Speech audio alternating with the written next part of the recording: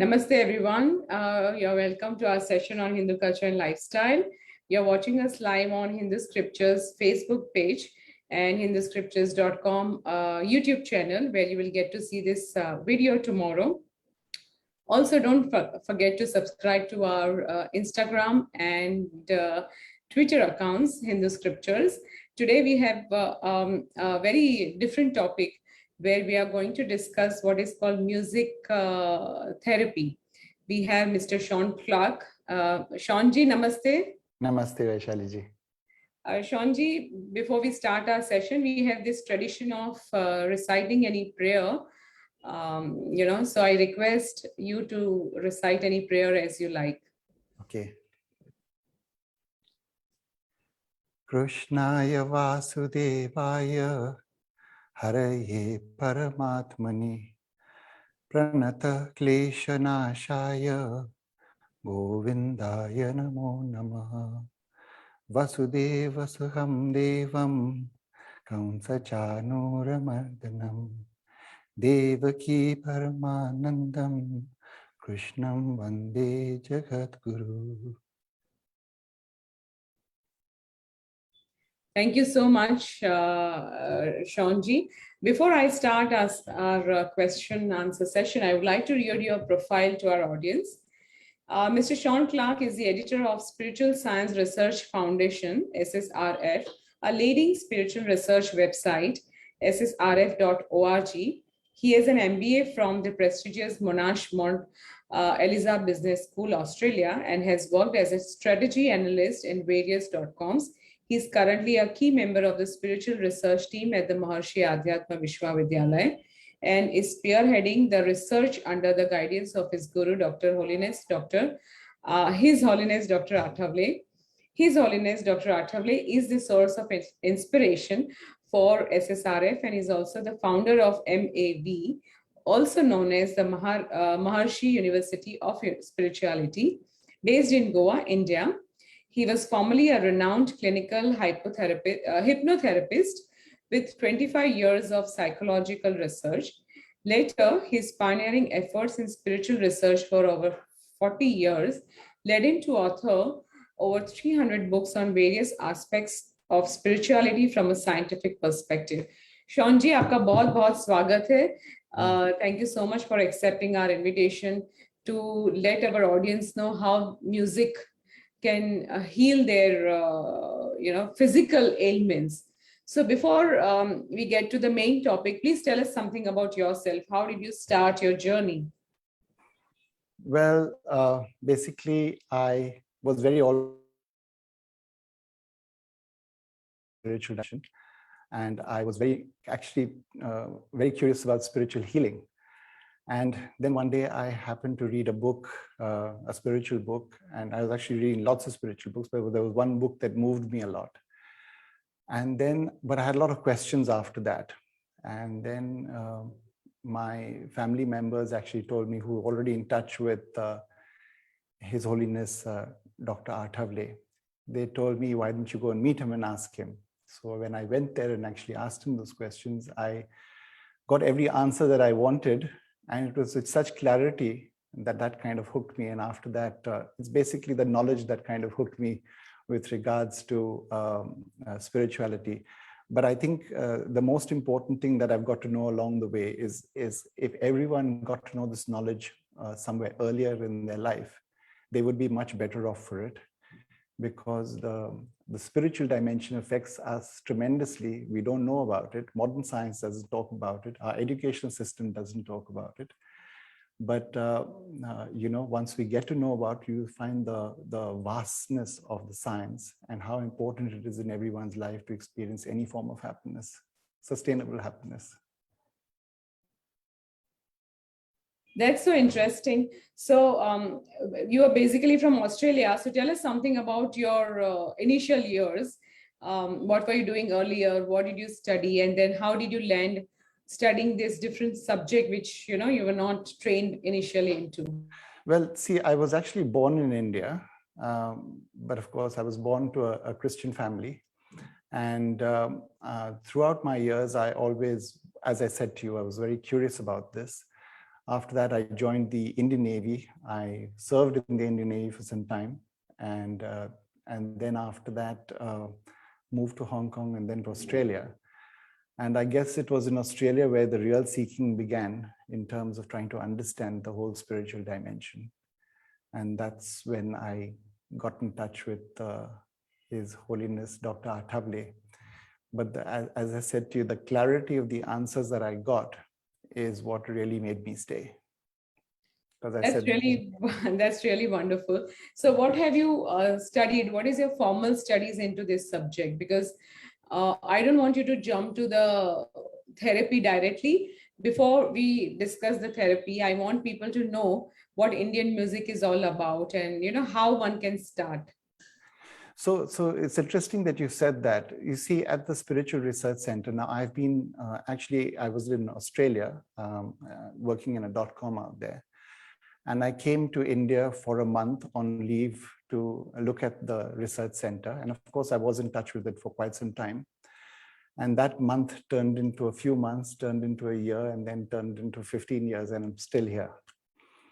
So the interesting thing about the whole education system in this Spiritual Research Center is that we are more practical based.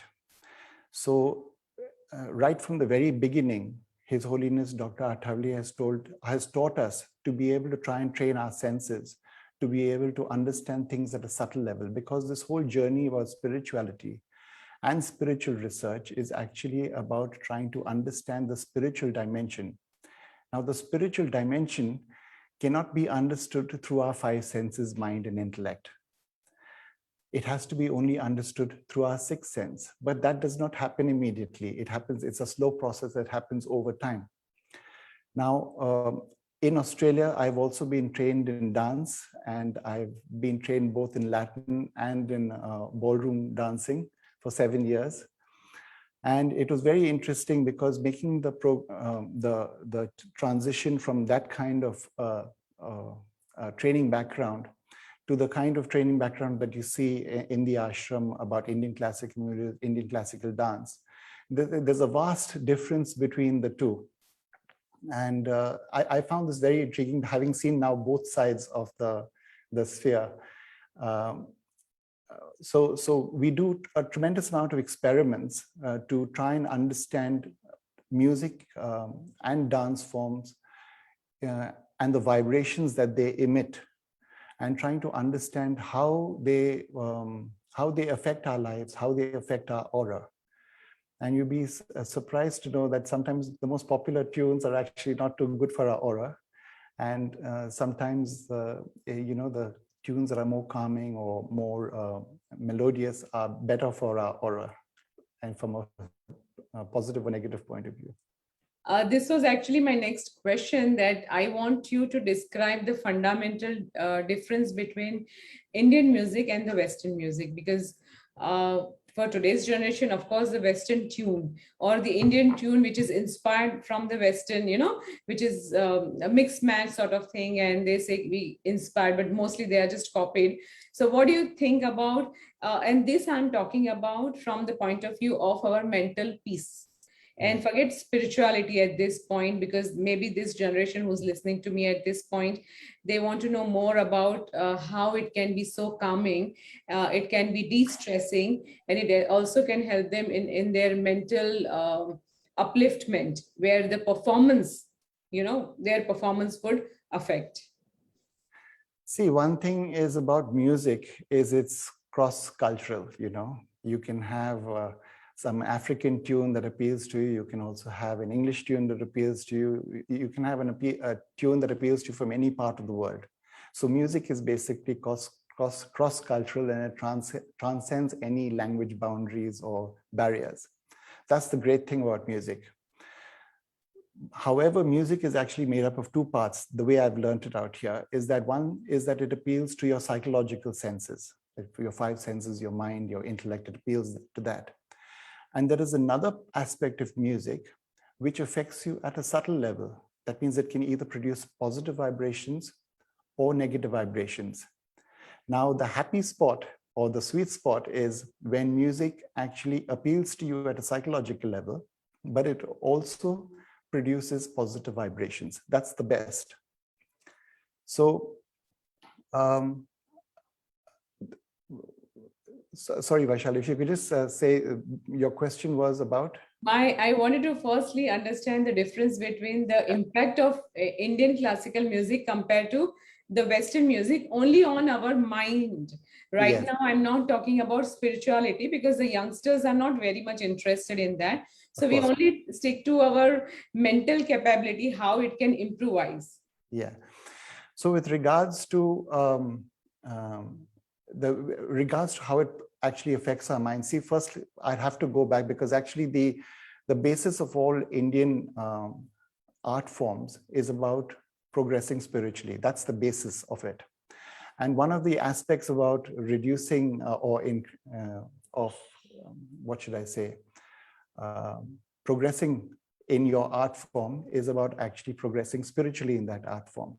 So like, for example, one thing that you'd probably see is in Indian classical music, it's all about reduction of the ego, reduction of, your pride or anything like that. But in Western art form, the basis is basically entertainment. So I'm not saying that entertainment is bad, but what happens is when music is only about being outward focused, it doesn't give as good vibrations as when it makes a person more introspective and more inward focusing. So for example, if a performer is performing a musical piece, but there's a lot of pride and a lot of ego, then quite often that actually translates into negative vibrations, which actually eventually does not produce a very good effect. Alternatively, if the music is about actually, or the performer is actually about producing or reducing their ego or reducing their pride through their performance, you generally get better vibrations and a person comes out of the performance also feeling more peaceful.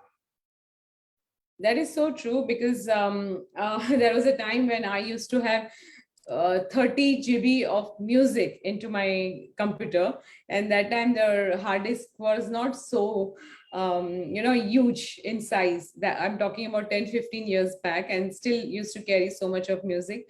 And this, of course, like every other human beings, even I love to listen to that, but only thing which changed from time to time is like now I listen to more of our traditional type of music, which really helps me to calm down and helps me to connect with myself, and also at the same time connect with that higher reality, which we consider or we call them as God.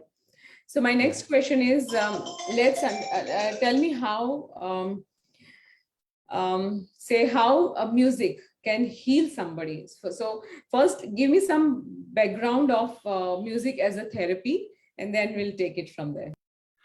So that was actually what my lecture is about, but I'll tell you it in very brief. I will be repeating all this in the talk, but it's about finally, see, when any healing has to happen, and this is regardless of any medical healing or spiritual healing, there has to be an increase in the amount of positivity and a reduction in the amount of negativity. That means negative vibrations. So for example, when there is well-being in a person, there's generally positive vibrations associated with that.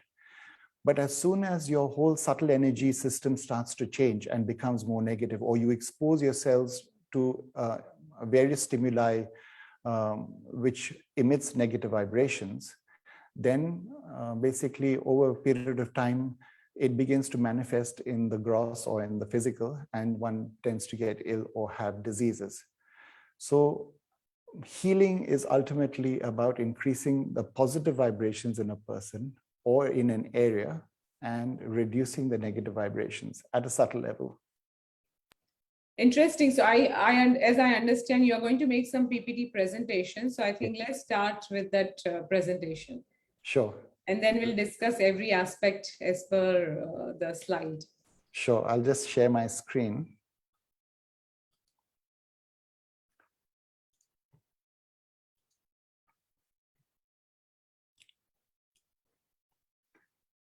Vaishali, can you see my screen? Yes, I can. Okay, great. Please go ahead. Yeah. Okay, great. So namaskar everyone from the Spiritual Research Center in Ashram in Goa, India. And we're very grateful to Mrs. Vaishali Shah and hinduscriptures.com for giving us this platform to share our spiritual research. So today we're going to speak about a very interesting topic, which is about music therapy for health, and with a focus on reducing blood pressure through music. Now, before we begin, I would like to share a little about ourselves. And as Vaishali said, I represent the Maharishi Adhyatma Vishwavidyalaya, also known as the Maharishi University of Spirituality, and founded by His Holiness Dr. Athavale, with a background of 40 years of spiritual research. The university specializes in conducting research into how the spiritual dimension and spiritual vibrations affect our lives. And one aspect of the research we have conducted is about how music affects one at the spiritual level, and how we can use music to grow spiritually. Now, I would like to show you a small clip. As you can see, there are two performers here. I'm going to play the clip. I hope the music goes through.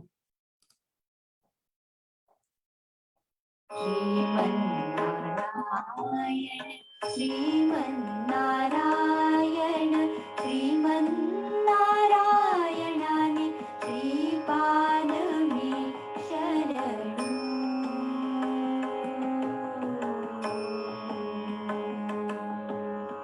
कमलासती मुख कमल कमलहित कमलप्रिया कमलेक्षणा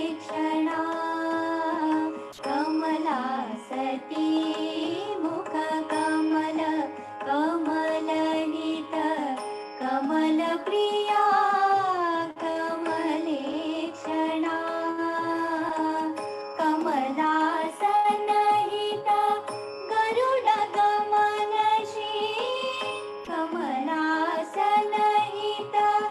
गरुडगमन श्री कमलनाभनि पदकमल मे शरणु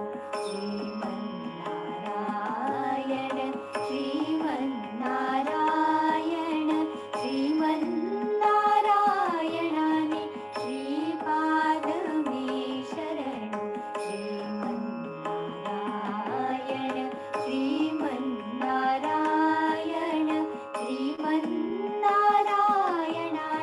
श्रीपाद मे शरणु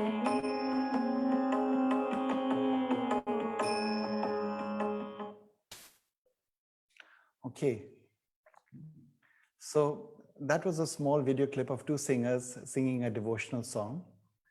And this performance may seem like an ordinary devotional song performance to the untrained ear or eye. However, what I want to say to you is it's vastly different.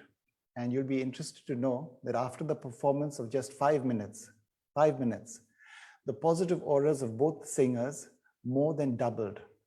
Not only in that, the other performers also, their auras also doubled. And not only that, the instrument, the tabla that was being played, the aura of that instrument also doubled. Now, this is not an easy feat to accomplish in music, and it has taken them years of spiritual practice to acquire this level of spiritual mastery over awakening their spiritual emotion whilst they sing. And what we've seen is that this does not happen so easily. In many cases, we have seen that the performer's aura generally becomes more negative after their performance. And this is for various reasons, as I spoke to you about, such as their ego-seeking adulation for their performance, their spiritual state, the instruments that have been used, the lyrics, the environment, the audience. So the reason I showed this clip to you is basically to give you a taste of the kind of work that we're doing out here, is that it's not just about the song or the performance, but it's actually about growing spiritually through that song and that performance. Okay, so just move to the next slide. So at the outset, I'd like I would like to basically explain that at the university, when the Department of Music conducts spiritual research about music and how it affects us at a spiritual level, it's not only about how we generally know about music in today's world, but it includes all types of aspects of sound. And this is known as Naad in Sanskrit. And the primary purpose is to understand how sound can help us to grow spiritually and provides us a positive spiritual healing energy. So therefore, apart from songs and tunes of all genres, the spiritual research also includes the study of the effect of chanting the name of God, mantras, and Bij mantras. Now, as Vaishali was saying, for the for the younger generation, what does this mean to them? See, at the end of the day, everyone wants to be happy. Okay, if you take, this is a goal of life that is seen across the board, across all cultures, across all social statuses and financial statuses. Everyone just wants to be happy. Everyone wants peace in their life. But this peace and happiness will elude you if there are too many negative vibrations. So here what we're doing is we are focusing on one aspect of life, which is music, and trying to help you to understand how it can become more positive, so that when you're surrounded by positive vibrations, it will eventually help you to lead a happier life. Okay. So the question is, what is the energy from sound and how effective is it? Now in physics, it's a well-known fact that it's not easy to harvest energy from sound waves, and that sound does not really have the ability to produce heat or electricity. And engineers basically say that harvesting any acoustics noise is more about mechanical vibrations than the sound itself. And an article on the physics website, Physics Central, I found this quite interesting, and it puts things in perspective. And it says to heat up a 250 ml cup of coffee by 50 degrees centigrade, with the energy produced just by yelling continuously at 80 decibels, it would take more than 1.5 years. So it basically tells us this to try and show us how inefficient sound is as an energy that can be harvested. But from a spiritual perspective, things are very different. From a spiritual perspective, sound has the spiritual energy associated with it, and it is a manifestation of the most powerful of the cosmic principles, which is the absolute cosmic ether principle. And it is also known as the sky principle. However, sound and music can emit positive or negative subtle energy.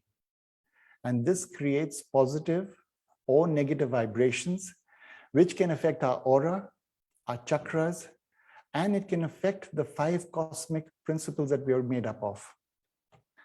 So let's look at this concept of positive and negative vibrations and the concept of sattva, raja, and tama. Now, ancient Indian scriptures say that all of creation is made up of 3 subtle basic components known as sattva, raja, and tama.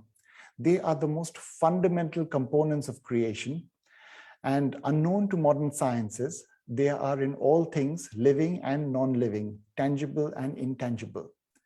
In fact, there is an entire chapter in the Bhagavad Gita that is dedicated to this concept. Sattva stands for purity and knowledge and enhances spiritual positivity. Tama stands for ignorance and inertia and enhances spiritual negativity. And Raja stands for action, and it provides both the sattva and the tama components with the ability to spread. Now, music too is governed by these 3 components. Sattva predominant music will give rise to spiritually positive vibrations, whilst tamasic music will, however catchy the beat may be, will give rise to spiritually negative vibrations. And this will in turn have a detrimental effect on our aura and also invite negative energies to trouble us. So the aura of a person is the energy field of any person or object, and it is subtle in nature. And its nature is determined by the spiritual purity or impurity of our bodies, mind, and intellect.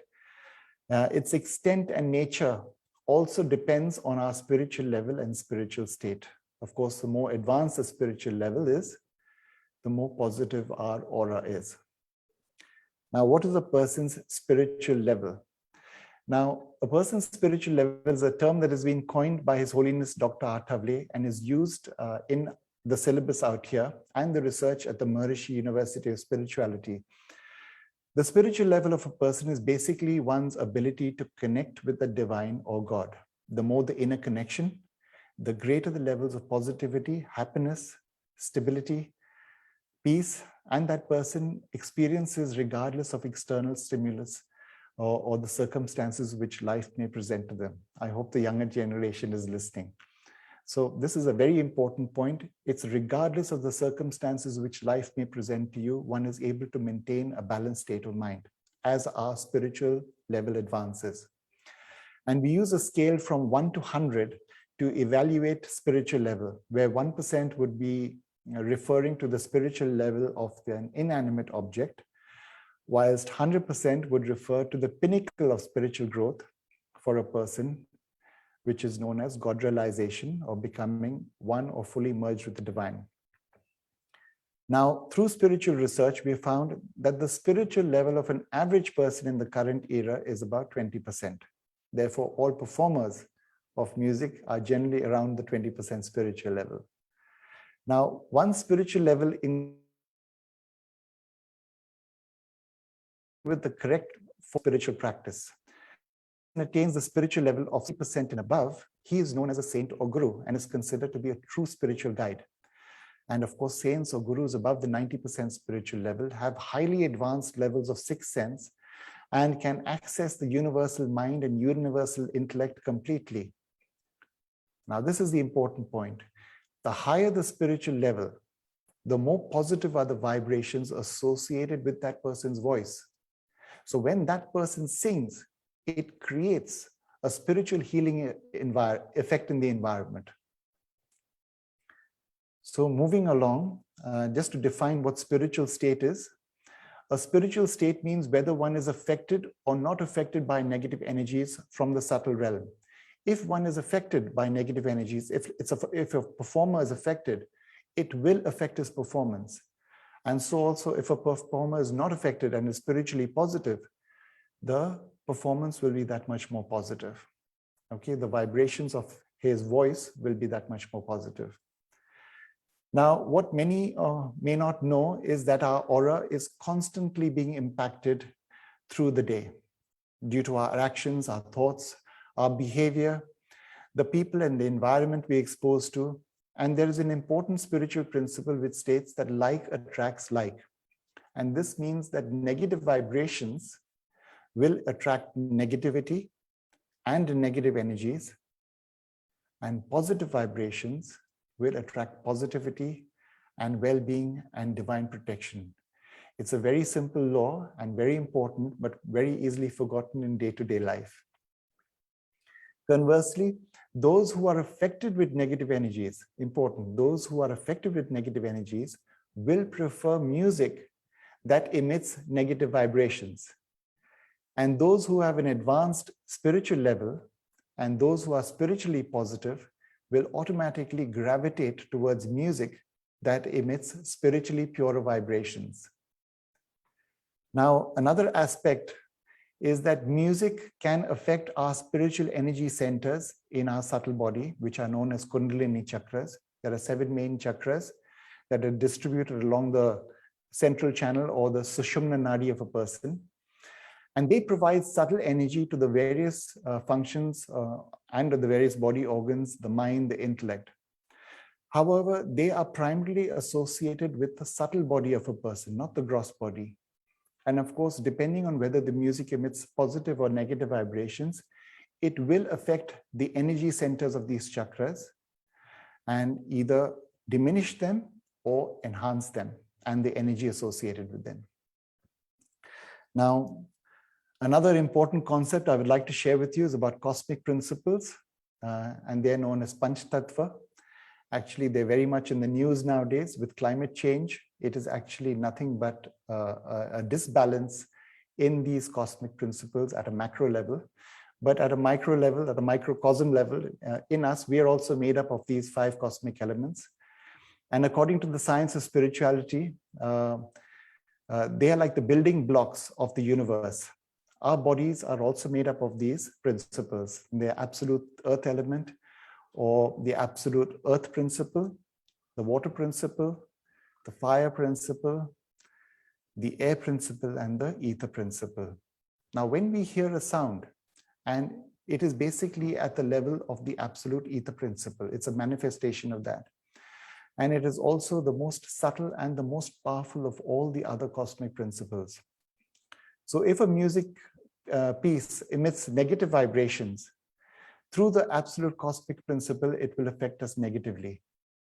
And so with this as background, I would like to now share a few examples. This has been a crash course in a bit of few concepts about spiritual concepts. But I'd like to share a few examples of the many, many experiments that we have done that demonstrates how music can affect us at the spiritual level. So firstly, I'd like to share a clip with you.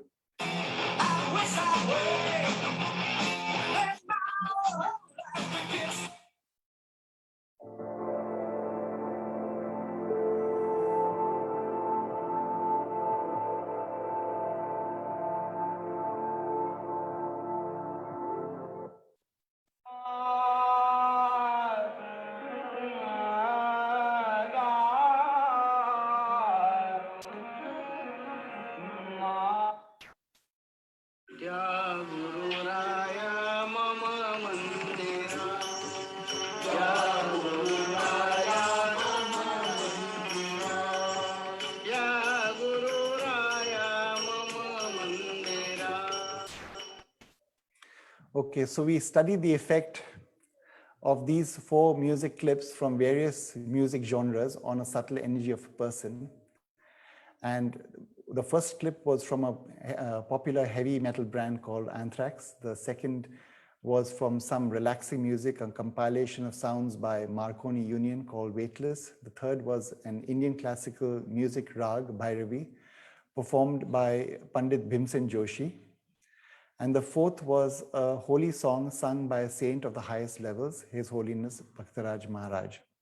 And what we do, as you can see the picture on the screen, we measure the impact of the aura on a listener of these 4 tunes. And we used an instrument known as the Universal Aura Scanner. And we developed, it was basically developed by a former nuclear scientist, Dr. Mannam Murthy. And this instrument has the ability to measure the positivity or negativity in the aura of any object. And it can also tell us the extent of that aura. Now, we've used this instrument extensively over a 7-year period and taken over some 12,000 readings. And what we've noticed is that it's quite accurate in assessing the negativity or positivity in any object. And the readings actually corroborate with our analysis using sixth sense. Now, the following methodology was used in the instrument. One individual took part in the experiment. The subject was given 4 music tracks to listen to, one after the other. And using the Universal Aura Scanner, a baseline reading was taken prior to the subject listening to each music track. The subject listened to the music track for 5 minutes, and after listening to the music track, another reading was taken to understand the impact of that music on the subject's aura. Thereafter, the subject was given a 20-minute break. Was given a 20-minute break before listening to the next track. And we would then wait for their aura. We do something to help get their aura back to the baseline and then start the next experiment again. So the results were as such: after listening to the heavy metal music, the negativity in the subject's aura increased considerably from the baseline reading.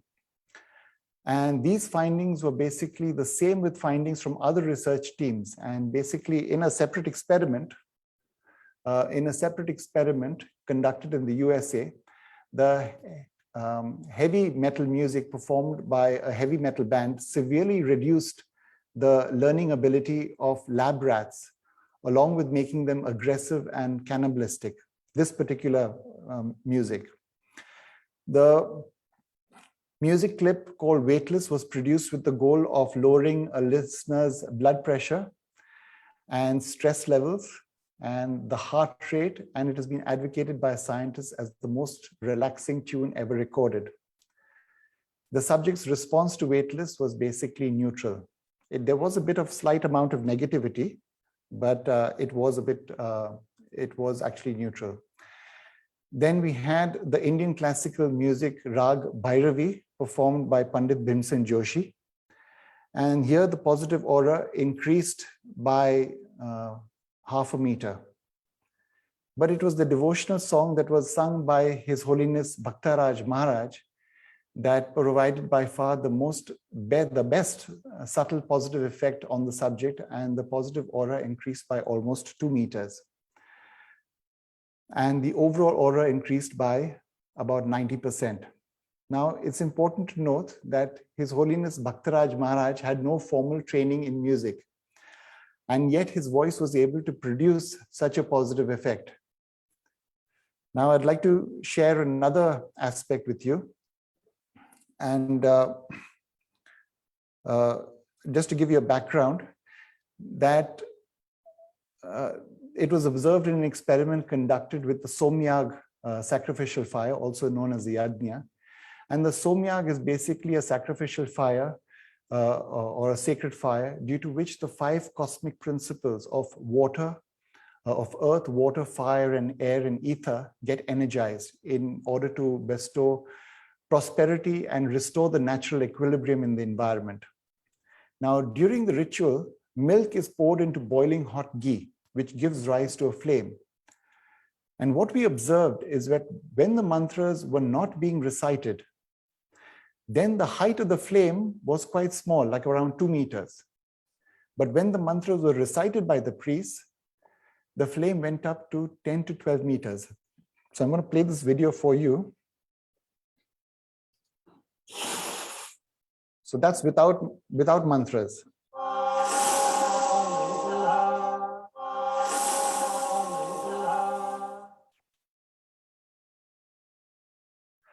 And it's quite fascinating because exactly the same action produced 2 different types of flames, and just showing the effect of mantras and sound on a flame used in the yajna.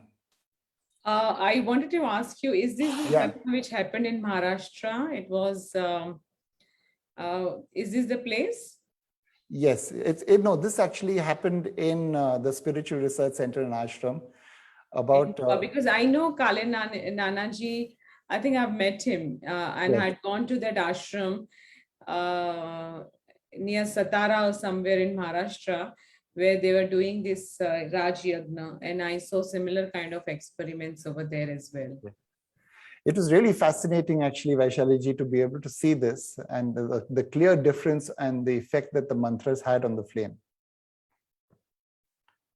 So this is an example of how sound can affect the 5 cosmic principles.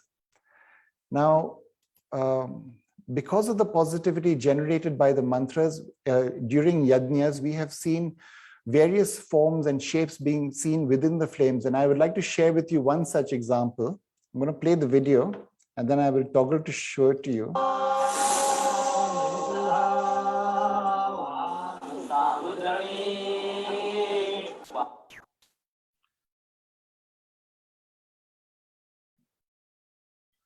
So I'm going to just toggle it back. As you can see, if you see this without the marking, you actually see the actual face of the lion head out there. Yes, yes, it's quite clearly visible. With everything, the eyes, the ears, the nose, even the teeth. True. So like this, we've seen a number of times deities' images actually appearing in the flame, and which shows there is a synergy or a kind of connection between mantras and being the ability to attract these divine energies.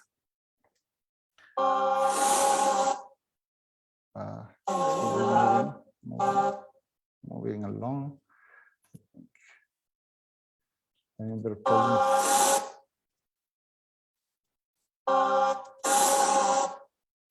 Okay, next slide. So here again, you can see there are two flames. And these are from the Somyag.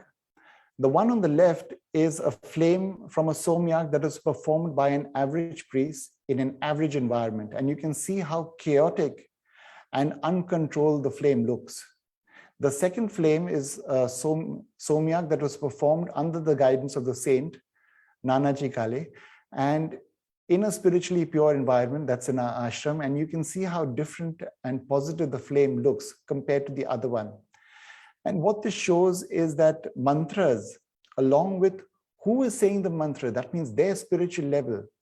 And this basically means that the spiritual level of a person has a great impact on the efficacy of those mantras. And of course, the positivity environment all contribute towards the spiritual effectiveness of the mantras and on the cosmic principles. Now, there was another experiment that we conducted, and we asked two subjects to listen to the Samved in a temperature-controlled room. And we took an initial thermal reading of the area around their chakras, right from their Ajna downwards to their Swadhisthana, to their Manipur. And this was taken in a room where the ambient temperature was 31 degrees centigrade. Now, after they entered a temperature-controlled room, which was 26 degrees centigrade, two priests, that means that was 5 degrees lower. There were two priests that were reciting the Samved. And I just play the sound, an example of the sound.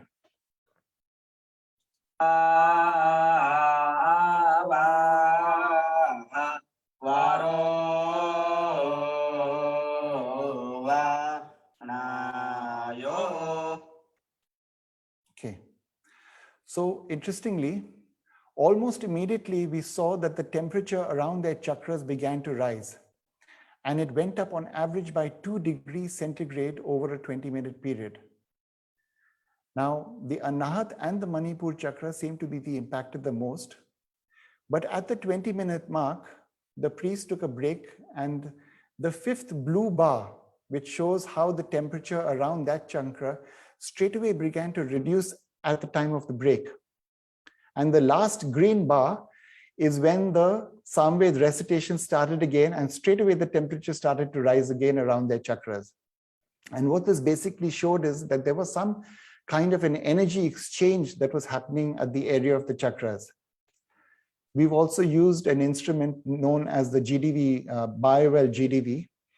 And one of their reports shows the state of the chakras of a person. So basically, we asked a person to chant Om Namo Bhagavate Vasudevaya for 40 minutes in the ashram spiritual healing room. And when the seekers sat for chanting, according to this instrument, when the chakras shift left or right, it can be related to some inner emotional reactions or response to the surrounding. Ideally, of course, the chakras should be nicely aligned. And this is generally observed in a person who's involved in daily spiritual practice and mental training. Now, the first picture, which is a snapshot of a person who has spiritual distress before the chanting period started. And the second picture is a snapshot of the person's chakras after chanting for 40 minutes in the ashram spiritual healing room. And as you can see in the first picture, apart from being totally misaligned, there are also smaller indicating instability and basically an overall reduction in energy. And in the second picture, there is a general alignment of the chakras, and their size is larger, which indicates balance, stability, and more energy. And the reason I've shown this to you is because how sound of a deity's name can actually change the composition or the balance of your chakras. So the following are some of the conclusions that we have reached after conducting so many experiments in music. So music has the ability, of course, to affect a person at a subtle level, and it affects one's aura. But the type of music one listens to determines whether the effect is positive or it is negative. Music and sound can obstruct or enhance the spiritual growth of a person. And relaxation generated from music at a physiological level does not necessarily mean it translates into spiritual benefit. Now, mainstream research on music and dance often focuses on increasing productivity, reducing anxiety, as opposed to any spiritual benefit. Now, the important thing out here is that these findings can really potentially open up a whole new area of research into the spiritual aspects of music and dance, which have really been untouched by modern science up to now. Now, I would like to emphasize that one must not take the effect of one's aura lightly. And why I say this is because, in fact, the subtle energy system, the subtle energy in our system, is the first to get affected before its impact is seen on our physical and mental bodies. And why this is important is because when our aura gets negatively affected, it negatively affects our physical body, leading to issues such as lethargy, a feeling of heaviness, which eventually culminates into getting various illnesses and diseases. Now, mentally too, it can bring about an aggressive behavior, negative thinking, or depression. At an intellectual level, the rise in negativity in one's aura can affect the clarity of one's thought, compromises one's decision-making, and increases mental instability. And lastly, negativity in the aura reduces our ability to grow spiritually. It increases attacks by negative energies. And needless to say, when that happens, ultimately a person experiences unhappiness, which is something I guess none of us want in our lives. Now, if you remember, we spoke about the concept of sattva, raja, tama, about spiritual positivity and spiritual negativity. But why it's important to us from a medical point of view is that the sattva component brings about wellness and a healing effect. And an increase in the raja and tama components leads to disease and mental ill health. Now, from a medical perspective, the spiritual science behind any curative healing basically means trying to increase the sattva component and reduce the raja tama components. So now I would like to shift our focus on the causes of problems in our lives and how we diagnose problems. Now, medically, we all know about the physical and psychological causes of problems. And this is where the medical community focuses all their diagnostic attention on. However, if we look at life and well-being at a holistic level, there is a third factor which can be the root cause of ill health or problems in life, and that is spiritual in nature. And in fact, what we have found is that through spiritual research, that the spiritual causes of problems in life, including illnesses and diseases, account for over 50% of the problems in life. So the question is, what are these spiritual reasons? Well, the first one is the destiny we are born with. Now, the deeds from our past lives directly influence the events in our current life. And this can result in either happiness or suffering in our current life. In fact, happiness and suffering are two sides of the same coin, and their intensity and duration is really determined by our destiny that we are born with. Now, in the current era, through spiritual research, we found out that approximately 65% of the problems that we face in life, the root cause is destiny, and it's not within our control. And 35% is due to our free will, which is within our control. Now, most of us will not know whether an event is happening due to our destiny or due to our free will. However, there is a way to understand this. All major events, such as birth, marriage, major illnesses, major accidents, and death, and the happiness or suffering that is caused by these events is mostly due to destiny. Another spiritual root cause of problems in life is due to dissatisfied departed ancestors.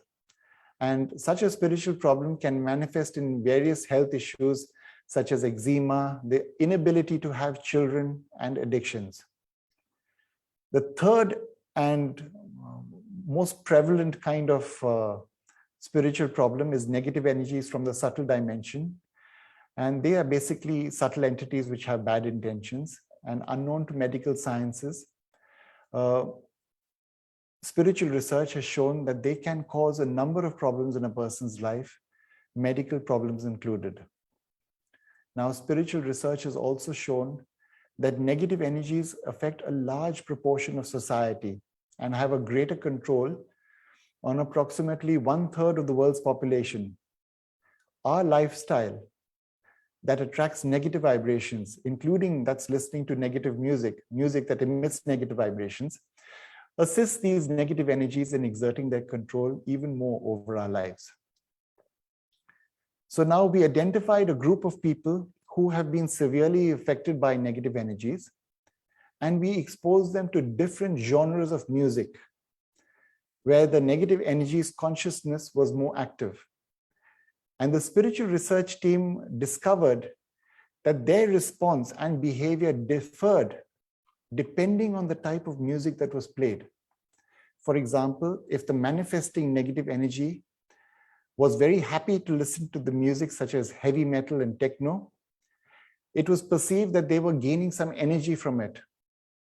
And the types of music on average that would be classified as tamasic or spiritually impure. On the other hand, music such as Indian classical music, it was seen that it made them bored, it made them dull. It was observed that these kind of sounds gave them the most amount of distress, were like the mantras, chanting the name of God, and the voices of higher level saints. So basically, these kind of genres of music or sounds would be considered sattvic or spiritually pure. And from this small experiment, we understood what music and sounds were spiritually beneficial for us, and the following rule crystallized. What is good for the negative energies means that it's not spiritually good for us or good for people. And conversely, what was bad for the negative energy and what it responded badly to was actually spiritually good for people. Okay. Now I'm going to show you another clip. Please do not be alarmed what I'm going to show you, because I'm going to show you some of the actual responses to the various genres of this music. Now remember, what you're going to see is the response of the negative energies that were manifesting. It's not the subject's consciousness. It was the manifesting negative energies consciousness, and we'll go very quickly through the music tracks. And on the top left-hand corner, on the top right-hand corner, we've put the type of music as displayed, and on the bottom right-hand side, the response of the negative energy to this music is displayed. Now, while watching this clip, just remember the rule. What is good for the negative energy is bad for us, and what is bad for the negative energy is good for us. If the negative energy was disturbed by it, that means it's actually good for us. Okay, I'm going to play the video now.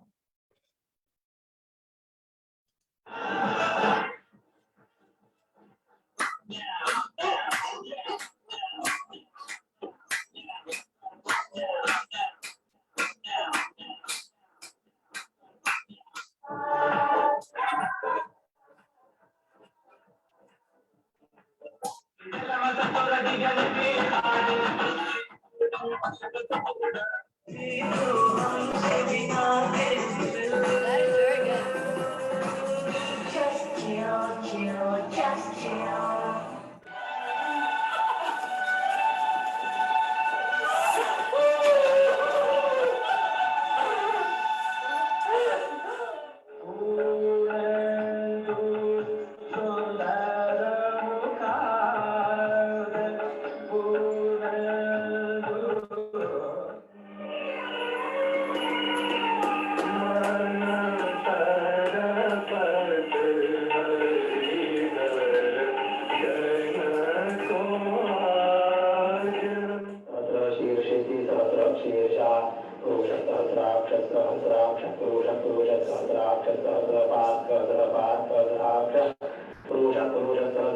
Om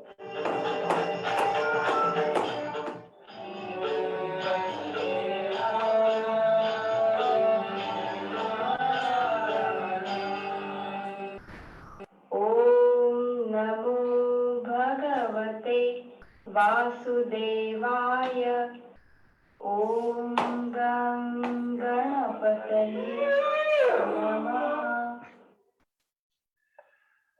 Okay, so I hope no one was alarmed by that video, but basically what I wanted to show you is that this short video presentation shows us is that if we are affected by negative energies, every time we listen to music of that genre, which emits negative vibrations, the negative energies get stronger because they aren't affected by it. In fact, sometimes they're able to derive energy from it and are thus able to exert a greater control over us. And therefore, such music becomes a powerful tool for negative energies to actually gain energy. Now, the next slide. The next slide is a very important concept that I'd like you to understand.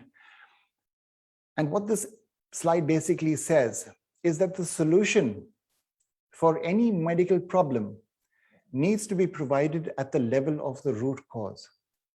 So now, even if one has a physical or psychological problem, but the root cause is in the spiritual, then treating it just at the physical or psychological level is not good enough. Spiritual solutions also need to be implemented. And any spiritual measure will also basically provide relief to the physical and psychological symptoms as well. Now, conversely, if one is suffering from a problem due to a spiritual root cause, and one continuously exposes themselves to negative stimuli, then one is putting oneself at a spiritual risk of getting further affected. So this slide, I think we can all identify at some point in time. And what this slide basically shows us, let's say if one is suffering from heaviness in the head, at a physical level, it could be because, it's a hangover the next day after binge drinking. On the other hand, if it is because of stress at work, that could also cause heaviness. And at a spiritual level, it could be because of a black energy covering from negative energies trying to affect one. Now, the interesting thing is that the root cause is not mutually exclusive and could be a combination of 1, 2, or 3 factors. Now, with all this as background,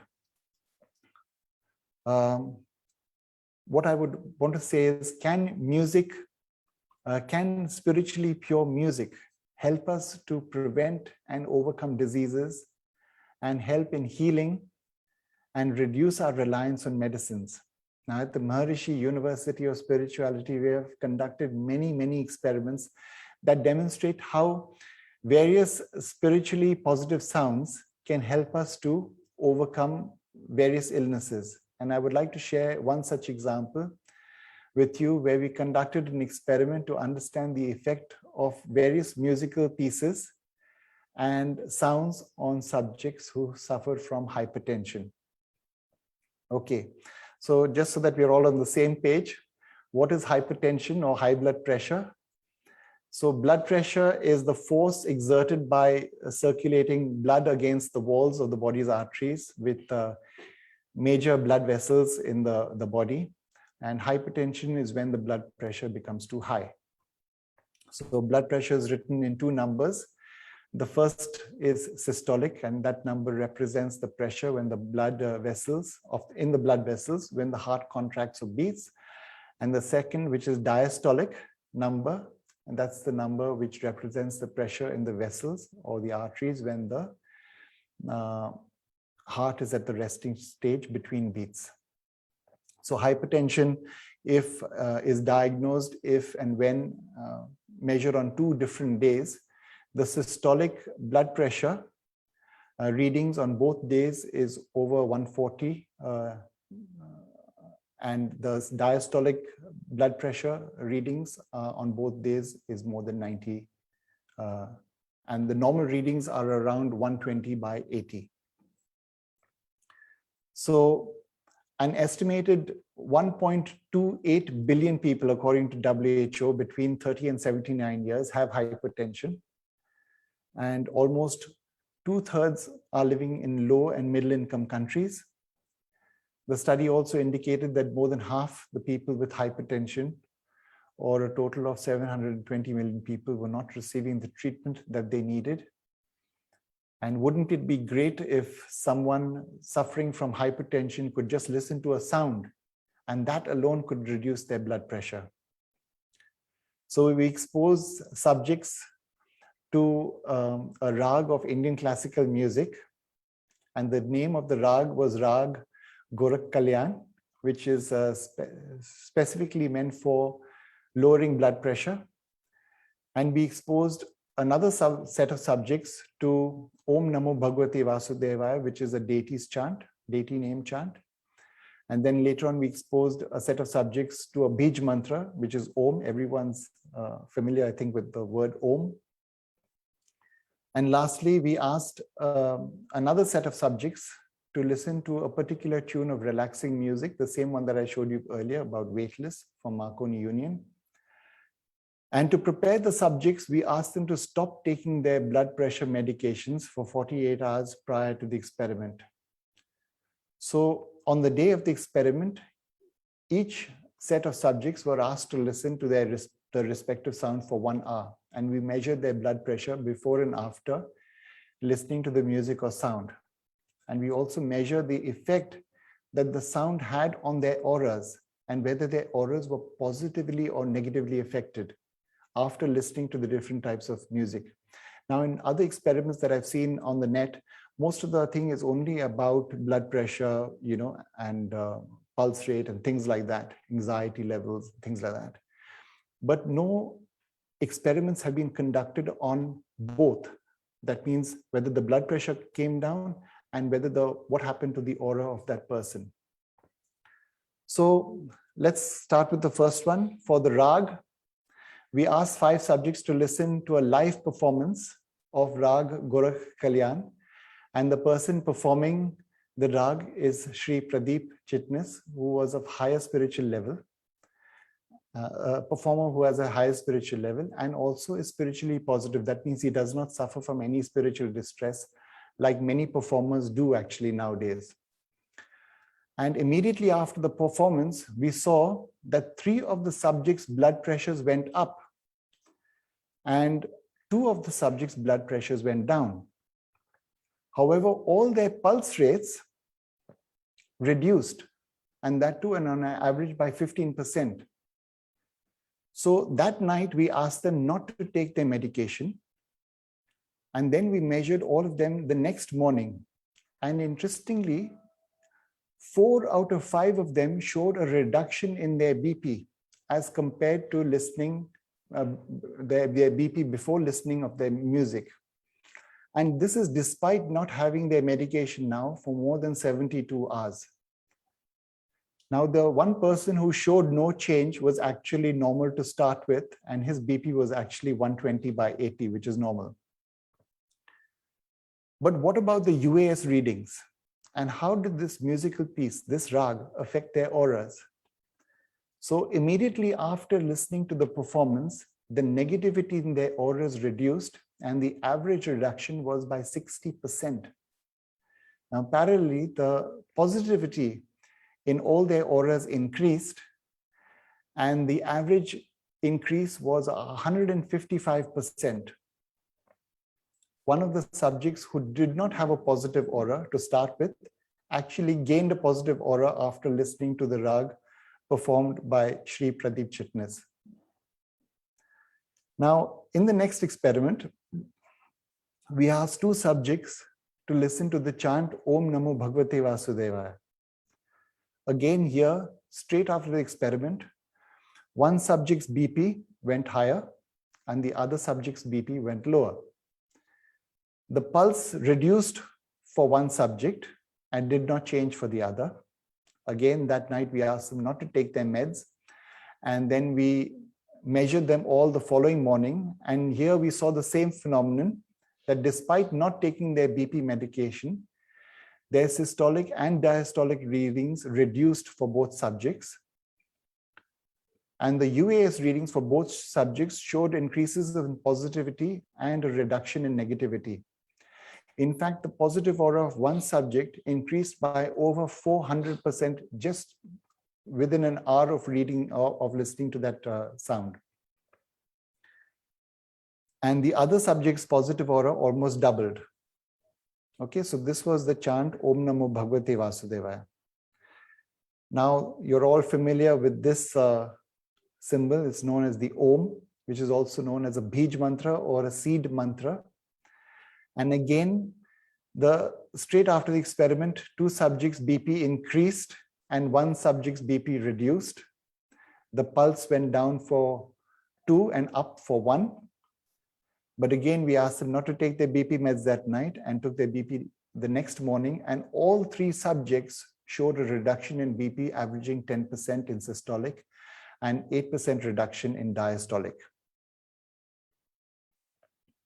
Okay, the UAS readings were similar to the other experiments, and the negativity in their aura on average reduced by 27, but the positivity in their aura on average increased by 410%. One person's positive aura increased by 635%. So in the last and 4th experiment, which was when they listened to Marconi Union, this is the song Weightless by the British band Marconi Union. And the band had basically worked closely with sound therapists during the creation process of this musical piece with a specific purpose of inducing a state of relaxation. So later, a study was conducted by an organization called MindLab International. And this organization labeled this musical piece as the most relaxing tune ever, as it was able to reduce blood pressure, anxiety levels, and heart rate. So let's see what happened when we exposed our subjects to this musical piece. So just as MindLab International found in their study, the blood pressure of both subjects reduced straight after the experiment. However, the pulse of both subjects increased after listening to the music, and this was contrary to what MindLab found. And thereafter, just like the other experiments, we told them not to have their meds that night and to measure their BP the next day. And the next day, we found that the BP of both the subjects had reduced even further. And the systolic averaged a 12% reduction, and the diastolic a 19% reduction from before they listened to the clip. But what about the UAS readings? And what was the impact on their aura? Now, interestingly, this clip, for both the subjects, the negativity in their aura actually went up. And this is in contrast with all the other clips that we made them listen to. The UAS readings showed that the subject's negativity, there was an increase of 49% on average, whilst the positive aura reduced in one of the subjects by 53%, and the other subject lost their positive aura completely. Now, this is important. Now, ideally, what we would like is that music should reduce BP, but along with that, it should also spiritually increase the positivity in the aura and reduce the negativity in the subject's aura. If this does not happen, then such music would be eventually detrimental for the listener in the long run. Now, we are still analyzing all the reasons why Weightless could have caused this negativity in the aura. But some of the reasons that come to our mind based on our extensive experience is the type of instruments used. And what we have found is that whenever electronic instruments are used in composing, like it was used in composing Weightless, generally they produce negative vibrations. Also, the haphazard layering of notes and sounds could create negative vibrations. And personally, for me, when I heard the music, it created a pressure around my heart chakra and my Ajna chakra, which is the forehead chakra. And I kind of also felt palpitations at one point. So just to move along, like this, we've done actually a number of experiments Now, as you're probably aware, there's a disease known as eczema, atopic dermatitis, and it's a common or chronic recurrent inflammation of the skin, and it affects around 15 to 20% of children and 1 to 3% of adults worldwide. And doctors really aren't sure what are the actual root causes of eczema. It seems to run in the families, they say. So if one of your parents or siblings has it, there may be a stronger chance that your child will get it. And what we have found through spiritual research is that this particular chant that I have up on the screen helps in overcoming eczema. I'll play it for you.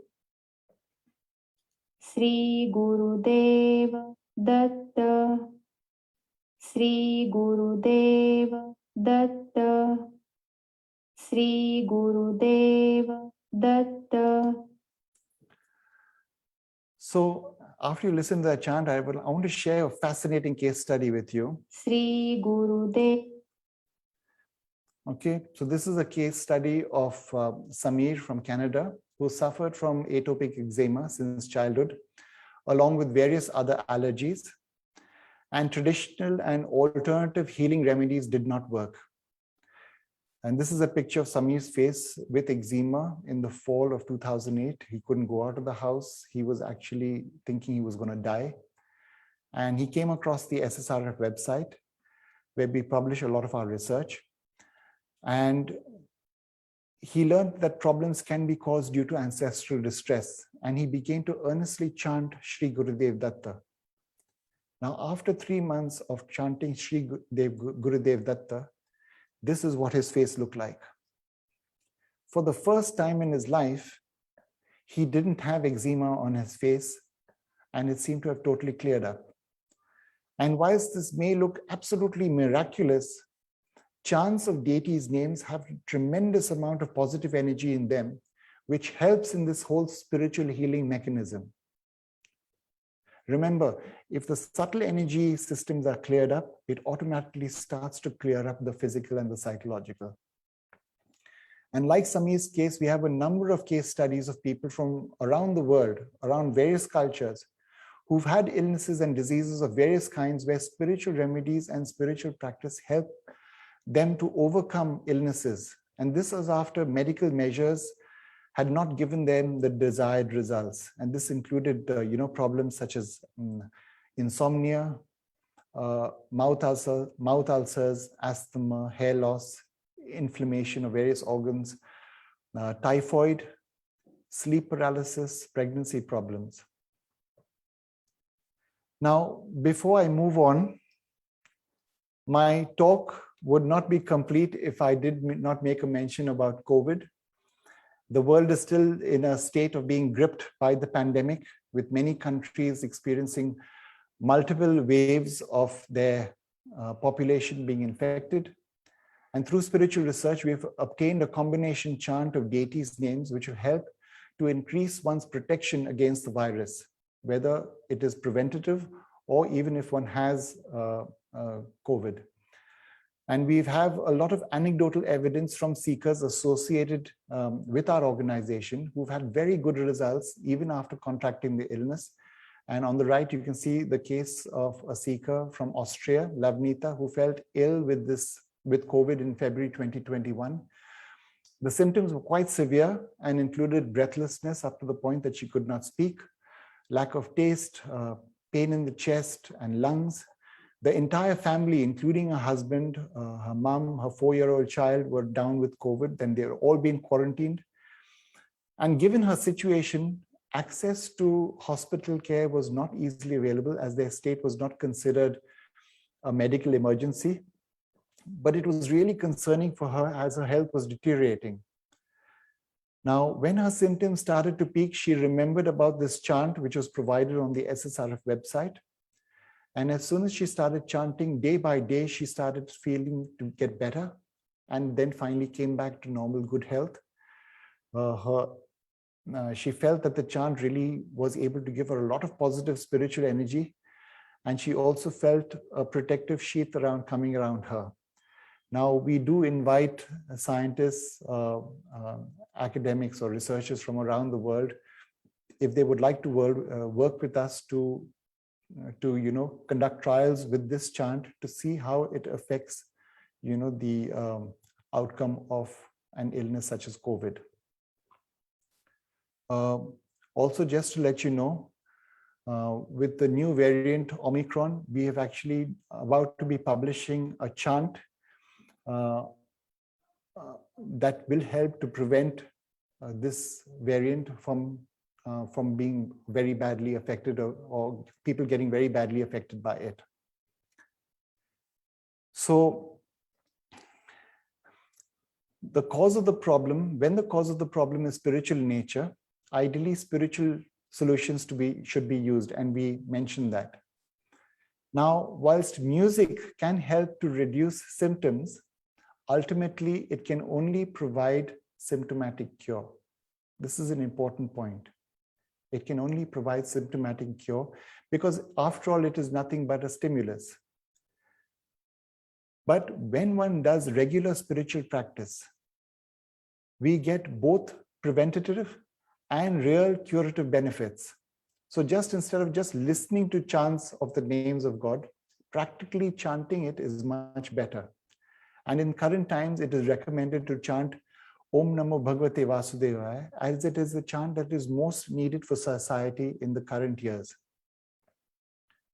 Now, for more information on spiritual practice, do visit our website, www.ssrf.org. There is a section on spiritual practice, which I've highlighted out there, and you can have a look at it. So in conclusion, we've talked about a lot of things today, yeah, but I would like to leave you with a few basic thoughts. So music affects us not only psychologically, but also spiritually. And it is important that we listen to spiritually pure music to really get its true benefit. Now, for those researching music therapy for well-being, it's important to include the spiritual dimension also. Music should really bring about a positive change, not only physiologically, but more importantly, it should do so at a spiritual level. Music therapy is something that medical sciences should consider, as it costs nothing, but has immense benefits. Okay, you can actually upload a therapy where people can download and listen to it, and they get help. And lastly, lastly, I think, if one is spiritually positive, then spiritual healing remedies can affect us faster positively. If we emit too many negative vibrations, or we have too much negativity in us, the healing takes longer to work. And lastly, ultimately music only provides symptomatic cure. For permanent cure from spiritual problems such as destiny and negative energies, this can really only be overcome through regular spiritual practice. And that spiritual practice needs to be aligned to universal principles, universal spiritual principles. So with that, I end my talk, Vaishali ji. If anyone has any questions, I'll be most happy to answer. Yes, I have so many questions, but we have already run out of time. So few things very quickly. I would like to know that in today's time, what kind of music? You have to give me a specific, like rag based, or any particular singers or any particular album which you recommend, because I'm sure not everyone is into chanting. If you know any out of even commercial music, if you can recommend any music, please tell us. Like, for example, I know what I listen to, right? So I know particular singers who I listen to. I listen to our various pad, which were basically sung by our Vaishnavas 500 years back. So please, something similar to that, if you can recommend. Okay, so I don't want to take names out here, but as I said in the lecture, on average, we found that Indian classical music is really good. It really helps us. But it's important that the performer is also spiritually positive. So it's important that you try and listen to music that is spiritually positive, but it's not easy to understand what is spiritually positive or not. Yeah, what about bhajans? Bhajans. See, again, bhajans or devotional songs, regardless of the language, it will help. But again, the performer's spiritual level is also important. If the performer is affected by negative energy, it will emit negative vibrations. Even a How do bhajan. we know that? That nobody can make out, right? I know that is difficult, and that's the thing. So I will come back to the default. Is if one begins to practice spirituality, what happens is that one's sixth sense begins to grow. When one's sixth sense begins to grow, you don't need a rule book. Yeah, you just know. You can look and you see and you can feel that whether the positivity is there or not. That is very true. I'm proper Kansen. If once I hear something and I don't enjoy, or there's some negativity coming out of it, I can make out. You're right, because it's a very personal thing. But because on this platform, I want to encourage people to listen to good music and get the benefit out of it also, and get entertainment as well as benefits. And that is the reason we have done this whole session. So my last question to you is that we see lots of stress, around us. So in Indian classical music, what kind of rag, or maybe if not rag, because I think today's youth would be looking at what would this be searching? Something like soothing music, or healing kind of music. So there, what kind of songs do you recommend? See, again, I'm not going to get into any songs, but I want you to specifically tell us, please. At least 2-3 songs. It does not mean other songs are bad. What we mean is that we at least know these songs. Like, for example, the song which you played, that was the first classical song of that time, Mana Tadpat Hari Darshan Ko Aaj. और उस song का तो एक history है ना, that was sung by a Muslim, it was composed by a Muslim, and it was also, I think, written by a Muslim guy. So it has a history of, Mana Tadpat is a big landmark in the devotional song, music, as in the Bollywood devotional songs, in that category. So similarly, give us some examples of some songs which people can enjoy. See, one thing I would say is that songs that are more melodious, that don't have some kind of a staccato in them, like, for example, which or a lot of gaps or eruptions in the music, that's much better. If you have a melodious, a singular tune that is being taken care of and gently fades away and gently comes in, those are kind of tunes that will actually help you at the spiritual level. Sometimes we may not be psychologically used to these tunes, but it's important to understand the science behind it. And as you listen to it more and more, you'll be able to understand the difference.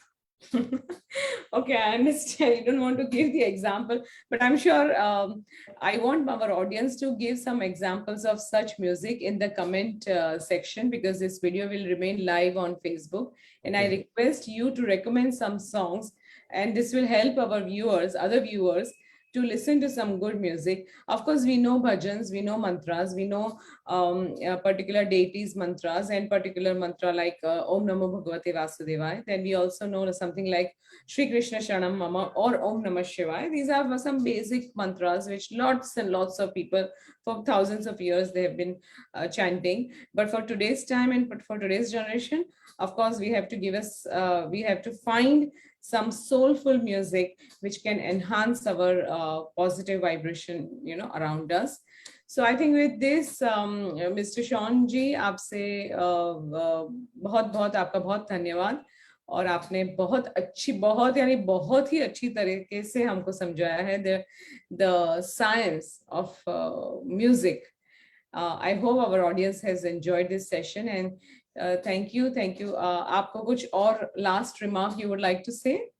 Yeah, so you did say about music, and what we found is that the Indian flute, actually has one of the best vibrations in terms of spiritual vibrations. Thank you so much. Thank you so much for your time, and we'll see that how we can, enlighten other people with the help of music. Thank you so much. Thank you, Vaishali.